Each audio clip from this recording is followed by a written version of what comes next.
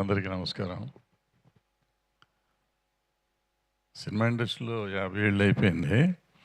నేను 12 ఏళ్ల కింద, 13 ఏళ్ల కింద వైరాగ్యంలాగా వచ్చి సన్యాసం తీసుకొని కూర్చుంటే ఈయనకి కిషోర్ నాయర్ గారు భోపాల్ నుంచి వచ్చి నువ్వు సినిమా తీస్తావా చస్తావా అని నా మీద పడ్డాడు ఆయన. సో ఎందుకండి బాబు మీకెందుకు లేని పని చాడ్యం, మేమంతా అంటించుకొని 50 ఏళ్ళ నుంచి వస్తున్నాం, మీకెందుకు ఈ గొడవ అంటే లేదు వదలని తీస్తావా చస్తావా అంటే మొత్తానికి ఫైనల్గా తీసాం. వదల అని పెట్టించాడు జగపతి బాబు, దానికి టైటిల్ కథ ఇవ్వటం కాకుండా టైటిల్ అయినా వదల అని పెట్టారు. మొత్తానికి ఈ సినిమా కంప్లీట్ చేసాం కానీ మాకు మొదలు పెడుతున్నప్పటి నుంచి తెలిసింది ఏదో తెలుసు కాదు, ఊహించింది మార్కెట్ అవుతుందా అవదా ఎట్లా అవుతుంది. కేవలం నాయుడు గారు నన్ను నమ్మింది ఏంటంటే సినిమా కంప్లీట్ చేస్తారు, కరెక్ట్ టైంకి చేస్తారు, బడ్జెట్లో చేసుకుంటాము, ప్రాపర్గా రిలీజ్ చేస్తాం అని అన్నీ అనుకున్నారు. కానీ నేను 12 ఏళ్ళు అయిపోయింది ఇక్కడ ఇవన్నీ చేసి, నేను చేయగలనా చేయలేనా అనేది నాకు తెలియదు. నాకు ఒక టెస్ట్ అయిపోయింది సినిమా. సో చేసుకుంటూ వచ్చాను. ఈ చోట వచ్చాడు, చోటకి ఫస్ట్ టైం నాతో నేను ఆయనతో పని చేయటం ఫస్ట్ టైం. ఈ చోటాన్ని ఎక్కడ భరిస్తాము, ఇతని గురించి కథలు విన్నాను, చాలా కథలు విన్నాను. నేను చిన్నప్పటి నుంచి తెలుసు కానీ చాలా కథలు విన్నా. ఇతను ఎంత టార్చర్ పెడతాడో తెలియదు అనుకుని కంగారు పడతా వచ్చాను. మొదటి రోజు నుంచి అతను టార్చర్ కాదు, వచ్చిన కమెడియన్ లాగా చేశాడు. ఇంత కామెడీ చేస్తున్నాడు, సినిమా తీస్తాడో వస్తాడో ఇప్పుడు లేని పని చుట్టేస్తున్నాడేమో డౌట్ వచ్చింది మేడం. అయితే అవుట్పుట్ చూసినాక, అంటే అక్కడే సెట్లోనే మధ్య ఇది ఆన్లైన్ ఎడిటింగ్ మొదలెట్టారు కదా. సో ఎవ్రీ ఫ్రేమ్ అసలు విపరీతంగా అద్భుతంగా చేసుకోవటం మొదలెట్టాడు. ఫైనల్ ఎడిటింగ్ చేసినప్పుడు ఒక ఎక్సలెంట్ ప్రోడక్ట్ వచ్చింది. నా వరకు నాకు అంతఃపురం తర్వాత అంత బాగా నచ్చిన ప్రొడక్షన్, నా ప్రొడక్షన్ హౌస్లో తయారైన సినిమాల్లో ఇదొకటి. సో అక్కడి నుంచి బాగానే ఉంది. ఇది పబ్లిసిటీ అట్లా ఏం చేయాలనుకున్నాం. ఫస్ట్ గ్లిమ్స్ రిలీజ్ చేసాం. గ్లిమ్స్ చేయగానే నాకు అమెరికా నుంచి ఫోన్ వచ్చింది. నేను నా సినిమాలో అమెరికాలో అవటమే కష్టం, అసలు మా అమెరికాలో ఎవరు చూస్తాంటే చేసిన ఆయన నాకు ఫోన్ చేసి ఏమండి అమెరికాలో రిలీజ్ చేద్దాండి. సార్ మా సినిమా ఇండియాలో రిలీజ్ అవటమే కష్టం అనుకోండి, మీరు అమెరికాలో రిలీజ్ ఏంటండి అట్లా. సరే కాదు సార్ చేయాలి సార్ అన్నాడు. సరే చేద్దాంలేండి అన్నాను. వెంటనే డిస్ట్రిబ్యూటర్లతో మాట్లాడిచ్చాడు. అప్పటికప్పుడు కాల్లో అంతా మాట్లాడారు. సో ఏదో అమెరికా రిలీజ్ అన్నారు. సరే మొత్తానికి ఓకే అనుకున్నాం. తర్వాత ఇండియాలో పబ్లిసిటీ ఎట్లా అనుకుంటే, అమెరికా డిస్ట్రిబ్యూటరు నాకు ఒక సలహా ఇచ్చాడు. సార్ థియేటర్స్లో ట్రైలర్స్ రిలీజ్ చేద్దాం సార్ అన్నాడు.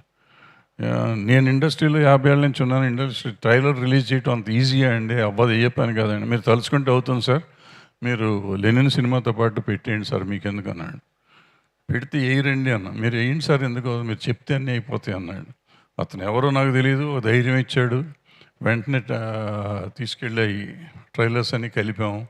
ఇవాళ అన్ని థియేటర్స్లోనూ లెనిన్ సినిమాతో పాటు మా ట్రైలర్స్ వెళ్తున్నాయి. చాలామంది దాన్ని అభినందిస్తున్నారు. దాంతో ఇవాళ కొంచెం దాని సినిమాకి ఒక ఊపు, దానికి ఒక గ్లామర్ వచ్చింది. సో ఇట్లా ఎవరో తెలియని వాళ్ళు, ఆయన వెంకట్ గారు, ఆయన ఫోన్ చేసిన ఆయన. ఇంకొకటి ఏంటంటే విచిత్రంగా ఆయన ఎవరో నాకు తెలియదు అనుకున్నాను కానీ తెలుసు. ఆయన మన సినిమాలో వేషం వేసాడు. అమెరికా నుంచి ఆయన డబ్బులతో ఆయన వచ్చి ఇక్కడ వేషం వేస్తానికి వచ్చాడు. ఆయన వచ్చి వేషం వేసి సినిమాని మొత్తానికి అమెరికాలో రిలీజ్ చేద్దామని ఆయనే కంకణం కట్టుకొని చేసి ఇవాళ ఈవెన్ ఇండియాలో పబ్లిసిటీకి కూడా ఆయనే దోహదపడ్డాడు. సో థ్యాంక్స్ వెంకట్ గారు, థ్యాంక్స్ శ్రీధర్ గారు, అమెరికా డిస్ట్రిబ్యూటరు. అట్లాగే ఇక్కడ డిస్ట్రిబ్యూటర్లు, మా లోకల్ డిస్ట్రిబ్యూటర్స్ అందరూ, మా ఎగ్జిబిటర్స్ అందరూ ఈ సినిమా ట్రైలర్స్ రిలీజ్ చేసి నాకు వీలైనంత సహాయం చేస్తున్నారు. వాళ్ళందరికీ నా కృతజ్ఞతలు. పేరున చెప్పాలంటే మొత్తం యూనిట్ ఒకళ్ళ పేరు కాదు, అందరూ అట్లాగే చేశారు. మా హీరో గారు, కెమెరామెన్ చెప్పేసాం అనుకోండి, మా ఎడిటర్ గారు, మా మ్యూజిక్ డైరెక్టర్ గారు, కొత్త లిరిక్ రైటర్స్, వాళ్ళు కొత్త కాదు, వాళ్ళు ఆల్రెడీ 4 సినిమాలు చేసినట్టున్నారు. బట్ వాళ్ళని కూడా నేను కొంచెం టార్చర్ పెట్టాను. అతను నేను పట్టించుకోలేదు కానీ మిగిలిన వాళ్ళిద్దరిని బాగానే టార్చర్ పెట్టాను. బాగానే చేశారు వాళ్ళు. సో ఇట్లా కార్తిక్ను కూడా రాత్రింబగళ్ళు హింసించాం, రీ రికార్డింగ్ కానీ మ్యూజిక్ కానీ. సో మొత్తం మీద అందరూ మంచి అవుట్పుట్ ఇచ్చారు. ఇక అనిల్ రావిపూడిని ఈయన పెద్ద డైరెక్టర్ అయిపోయాడు, పిలిస్తే వస్తాడా రాడా. ఒకసారి ఇంతకుముందు ఒకసారి ఏమైనా నువ్వు పెద్దడు అయిపోయావు, నువ్వు పట్టించుకో. సార్ గురువుగారు మీరు ఎప్పుడంటే అప్పుడు అండి అన్నాడు కానీ నిజమో అబద్ధం చూద్దామని మొన్న ఎప్పుడో ఫోన్ చేశా, ఎత్తలా. ఇంకా తవి కుట్టాడు క్యాండిడేట్ అనుకున్నా. సాయంత్రం ఫోన్ చేశాడు, గురుగారు ఫోన్ చేశారండి. నందయ్య అట్ట ఫంక్షన్ అంటే మీరు చెప్పండి గురుగారు పెట్టేసుకొని వచ్చేస్తాను అన్నాడు. అయినా పెద్ద డైరెక్టర్లు గుండె గుబులు అంటే మేము పెద్ద డైరెక్టర్గా ఉన్నప్పుడు మేము అట్టగా ఏడిపించేవాళ్ళం జనాన్ని. సో ఈయన ఏం చేస్తాడో అనుకున్నాం. ఇందాక ఫోన్ చేసి 5ంటికి ఫోన్ చేసి, గురుగారు నేను వచ్చేస్తాను, 1 గంటలో వస్తాను, రెడీగా ఉంటారా? రెడీ సార్ అన్న. So thank you Anil. అనగానే చెప్పిన మాట పాటించి, అంటే అనిల్ వస్తే సినిమా ఆడుతుందా? అనిల్ కాదు, ఎవరు వచ్చినాక వాడుతుందా అంటే కాదు.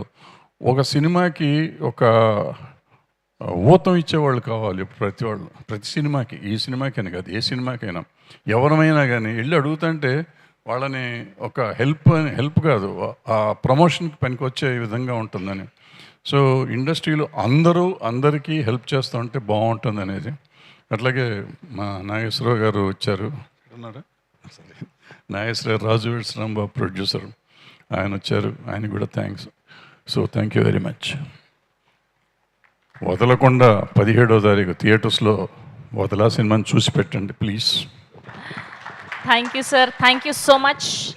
ఎస్, ఇప్పుడు మాట్లాడబోయే